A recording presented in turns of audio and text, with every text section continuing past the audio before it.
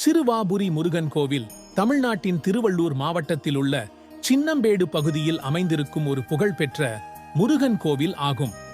5 நிலை ராஜகோபுரமுடைய இக்கோவிலில் மூலவர் பாலசுப்பிரமணியர் ஆவர்.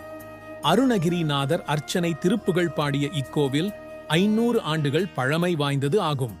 இந்த கோயில் அமைந்துள்ளது சென்னையிலிருந்து சுமார் 30 முதல் 40 கிலோமீட்டர் தொலைவில் சென்னை கொல்கத்தா நெடுஞ்சாலையில் இந்த கோயில் அமைந்துள்ளது.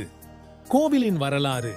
இந்த கோவிலின் வரலாறு ராமாவின் மகன்கள் லாவா மற்றும் குசா ஆகியோர் இந்த இடத்தில் வாழ்ந்தனர்.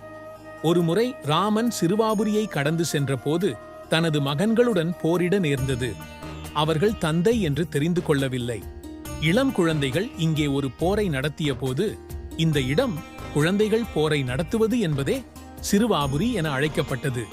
சிறுவர் அம்பு எடும் அருகி இப்போது சின்னம்பெடு என்று அழைக்கப்படுகிறது.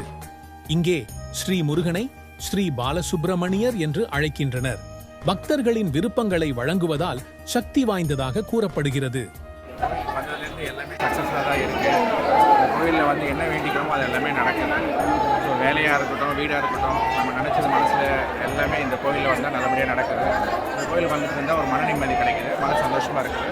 அதனால தான் இந்த கோயிலில் எல்லாம் தேடி தேடி இப்போ வந்துகிட்டே இருக்காங்க. குறிப்பாக இந்த கும்பாபிஷேகம் முடிஞ்சதுலேருந்து பார்த்தீங்கன்னா இந்த கோயிலுக்கு வர பக்தர்கள் கூட அதிகமாகிட்டே வந்துகிட்டே இருக்குது. ஸோ இது எல்லாருமே பக்தர்கள் எல்லாருமே என்ன நினச்சி வராங்களோ அது வேண்டியது எல்லாமே நிறைவேறுது. இந்த கோயிலுக்கு வந்ததில் நான் மிக்க மகிழ்ச்சி அடைகிறேன்.